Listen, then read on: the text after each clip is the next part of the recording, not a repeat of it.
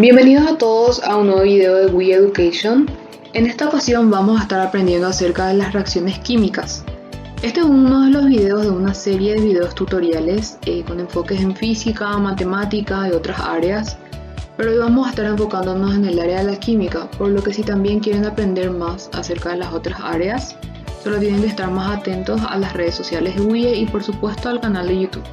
Bueno, vamos a estar hablando acerca de ciertos conceptos, de los tipos de reacciones, las clasificaciones más importantes en realidad, y dando ejemplos de estas.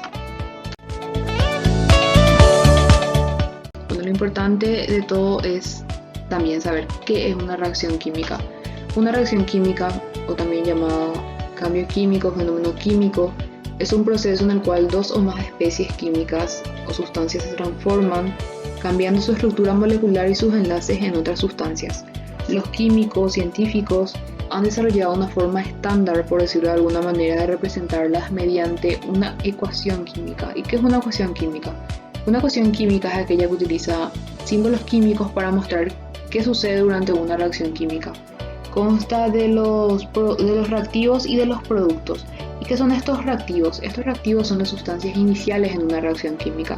Son las que se van consumiendo a través del tiempo para formar los denominados productos, que son las sustancias resultantes de esa reacción. Bueno, acá si podemos observar, en una reacción química, una reacción química puede estar formada por dos sustancias o más de dos sustancias. Y también se tienen en cuenta los coeficientes, que son estos. Los coeficientes son números que aparecen delante de los reactivos de los productos después de igualar la ecuación química. O sea, en síntesis, indican en qué proporciones intervienen en la reacción las cantidades, los números de moles, ¿verdad?, de los reactivos de los productos en la reacción. Y también, si se fijan, están estas flechas. En este caso, por ejemplo, se tiene una flecha en un solo sentido y esto indica que es una reacción irreversible. Y obviamente también se tiene reacciones en doble sentido y estas son denominadas reacciones reversibles. Bueno, acá por ejemplo tenemos la formación del agua.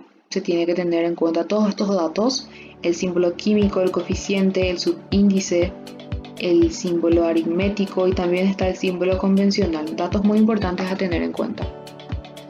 Entonces, ¿cómo se produce una reacción química?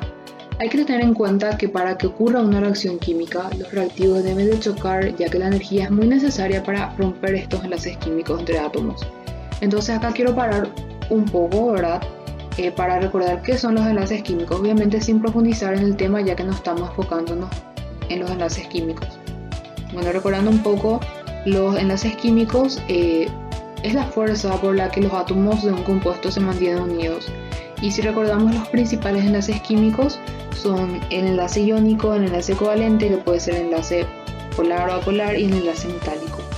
Bueno, di este pequeño repaso de qué son los enlaces químicos porque estos son los que ayudan a comprender mejor las propiedades de la materia y las reacciones químicas.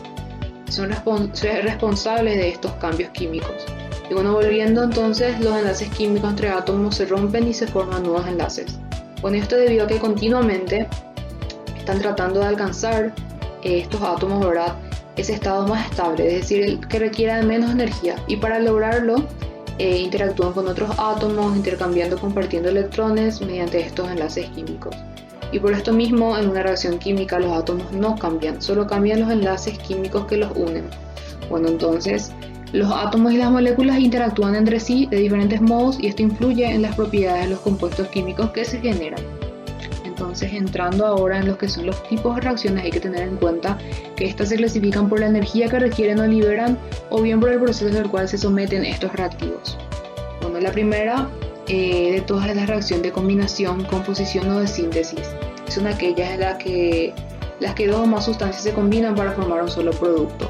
Acá tenemos A más B, que son sustancias que se consumen a través del tiempo para formar C, que es el producto en este caso. Bueno, estas reacciones de combinación pueden clasificarse para entender mejor. Por ejemplo, dos elementos para formar un compuesto. Se tienen en cuenta, acá por ejemplo se pueden dar muchas opciones. Está por ejemplo el metal más el no metal, que dan sales binarias, ¿verdad? Los del grupo 1A con los del grupo 7 de la tabla periódica, también los del grupo 2A, ¿verdad?, los alcalinos térreos con el grupo 7, ¿verdad?, que están compuestos por el flúor, el cloro, el bromo y el yodo. Acá tenemos, por ejemplo, la formación del cloruro de sodio, del fluoruro de magnesio, y luego tenemos el metal más el oxígeno, ¿verdad? Que forman óxidos básicos, y por lo general los óxidos metálicos son sólidos iónicos. Acá tenemos, por ejemplo, la formación del óxido de potasio, del óxido de hierro. Tenemos también el no metal más el oxígeno, que forma los óxidos ácidos o anhídridos. El oxígeno en realidad se combina con muchos no metales para formar óxidos covalentes. Acá tenemos la formación del dióxido de carbono, también del dióxido de azufre.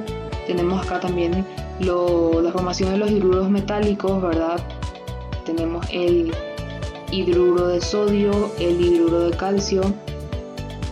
Luego también tenemos, por ejemplo, el metal, el no metal más el hidrógeno para formar el hidruro no metálico.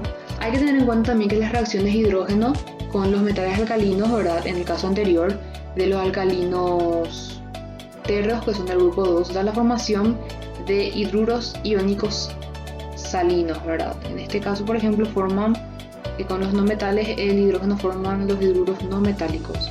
Acá, por ejemplo, tenemos la formación de amoníaco y también del ácido clorhídrico.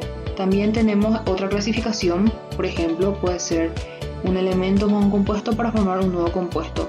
Tenemos el pentacloruro de fósforo, el tetrabromuro de estaño, y tenemos, por ejemplo, dos compuestos para formar un nuevo compuesto. En este caso, por ejemplo, tenemos la hidratación de óxidos básicos, que es un óxido básico más agua para formar un hidróxido. Los del grupo 1A y 2A se disuelven en agua para formar esas bases fuertes que son muy solubles. Acá tenemos, por ejemplo, el hidróxido de litio y el hidróxido de calcio. Bueno, también tenemos la hidratación de óxidos ácidos, ¿verdad? Que son un óxido ácido más agua para formar un oxácido, ¿verdad? Acá tenemos el pentóxido de nitrógeno para formar más agua para formar el ácido nítrico. Tenemos acá también la formación del ácido sulfúrico, del ácido carbónico. Tenemos, por ejemplo, también un óxido básico más un óxido ácido, una sal ternaria, ¿verdad? El carbonato de calcio, el fosfato de sodio. Bueno, y luego, para ir avanzando, tenemos la reacción de descomposición, que son aquellas donde existe ruptura de un compuesto en dos o más componentes, o sea, son las reacciones opuestas a las reacciones de composición. Acá tenemos, por ejemplo, de que de un compuesto puede darse dos elementos. Tenemos la descomposición del cloruro de potasio en potasio y en cloro. Y acá tenemos, en realidad está mal, tiene que ser el ácido clorhídrico, ¿verdad? O en todo caso, si se quiere hacer la descomposición del óxido de mercurio, tiene que dar mercurio y tiene que dar oxígeno. Luego también tenemos un compuesto, ¿verdad? Que da la formación de un elemento y un compuesto. Acá tenemos la descomposición, ¿verdad? Del clorato de potasio, que da la formación del cloruro de potasio y del oxígeno. Los cloratos alcalinos se descomponen, por ejemplo, por acción del calor en sus respectivos cloruros, desprendiendo oxígeno. Y también tenemos acá la descomposición del peróxido de hidrógeno. También tenemos cuando un compuesto da dos compuestos. Acá tenemos la descomposición térmica del carbonato de calcio, o también conocido como piedra caliza. Produce dos compuestos, que es un óxido metálico, en este caso el óxido de calcio y el dióxido de carbono. Luego, para ir avanzando, tenemos la reacción de combustión. En este tipo de reacción los reactivos son generalmente un combustible y el oxígeno del aire. O sea, es una reacción que por lo general con la liberación de calor y la luz producen una flama, y los productos generados son dióxido de carbono y agua. La reacción más común es la del metano, ¿verdad? Y luego tenemos la reacción de sustitución o desplazamiento. En este tipo de reacción un elemento desplaza a otro dentro de un compuesto químico. Acá tenemos el ejemplo, ¿verdad? Y la mayoría de las reacciones de desplazamiento caen en una de tres categorías que se tienen. La primera es la de desplazamiento de hidrógeno. Todos los metales alcalinos y algunos alcalinos terros, que son los del grupo 2, como acá tendría el calcio, el bario, ¿verdad? Son los más reactivos de los elementos metálicos y desplazarán al hidrógeno del agua fría.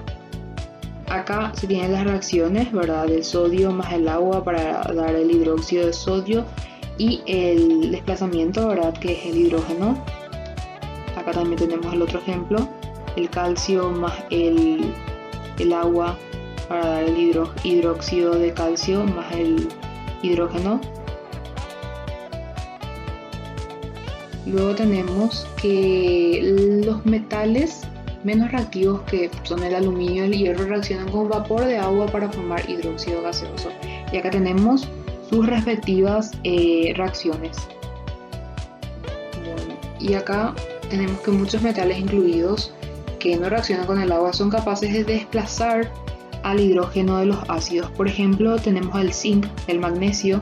Estos no reaccionan con el agua, pero sí lo hacen con el ácido clorhídrico. Entonces acá tenemos sus reacciones, ¿verdad? Respectivamente cada uno. Después tenemos el otro desplazamiento, que es el desplazamiento del metal. Un metal de un compuesto también puede ser desplazado por otro metal en estado libre. Una forma sencilla de predecir si realmente va a ocurrir una reacción de desplazamiento de un metal o una reacción de desplazamiento de hidrógeno es referirse a una serie de actividades. Esta serie de actividades es un resumen, ¿verdad?, de los resultados de muchas posibles reacciones de desplazamiento. Y de acuerdo a esta serie, cualquier metal que se ubique arriba del hidrógeno no va a reaccionar con el agua ni con ácidos.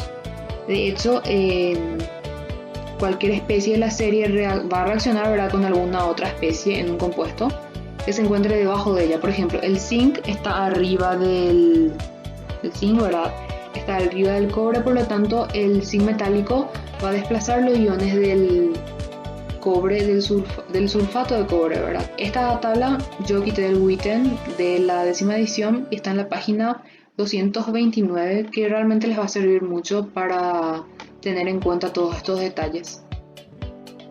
Bueno, luego tenemos la del desplazamiento de halógenos. El comportamiento de los halógenos en las reacciones de desplazamiento se puede resumir en la serie de actividades. Bueno, acá tenemos el orden, ¿verdad? Y acá tenemos las respectivas reacciones de cada uno. Luego tenemos otra similar, ¿verdad?, pero más compleja, que es la reacción de doble desplazamiento o metátesis. En este tipo de reacción existe un intercambio de elementos de dos o más compuestos. Acá, por ejemplo, tenemos que es la fórmula, ¿verdad? Podemos tener, por ejemplo, un ácido más un oxisal para dar un oxidácido y una sal. Acá tenemos la respectiva reacción. También puede darse, por ejemplo, entre un ácido fuerte más un ácido débil, que da como producto un ácido débil y una sal de ácido fuerte, también una base fuerte más una sal de base débil, que da como producto una base débil y una sal de base fuerte, y también una sal soluble con otra sal soluble, que da como producto una sal soluble y otra insoluble. Luego tenemos una reacción de precipitación. En este tipo de reacción esto ocurre en un medio acuoso, en la que uno de los productos es una sustancia poco soluble y se deposita en forma sólida, o sea, precipita. Bueno, entonces esta reacción, ¿verdad?, es una reacción en solución acuosa que se llega a caracterizar por la formación de un producto insoluble o precipitado. Y recordando un poco, un precipitado es un sólido insoluble que se separa por la disolución. Entonces acá, por ejemplo, podemos tener en cuenta la reacción entre el yoduro de potasio y el nitrato de plomo, ¿verdad?, que es una de las reacciones más conocidas cuando se quiere hacer alguna práctica de laboratorio. Y ya de estas, por ejemplo, se quita ya sea reactivos limitantes, o sea, es una de las más conocidas. Y luego, por último, tenemos la reacción de neutralización, que es una reacción entre un ácido y una base. Generalmente se forma con agua y sal. Se forma agua y sal, mejor dicho, como producto, y la cual es un compuesto iónico. Y acá tenemos como una reacción de ejemplo, tenemos el ácido fosfórico más el hidróxido de aluminio que acá en realidad este está mal porque tiene que dar una sal, como ya mencioné. Entonces voy a hacer, está el ácido fosfórico más el hidróxido de aluminio, y esto tiene que dar una sal que en este caso vendría a ser el fosfato de aluminio, simplificándose el 3, y más, más agua, y esta vendría a ser la reacción corregida. Bueno, espero que hayan aprendido y espero que les haya gustado. Pueden estar más atentos a las redes sociales de WIE para poder aprender más acerca de las diferentes áreas que se van a estar mencionando y se van a estar enseñando. Gracias.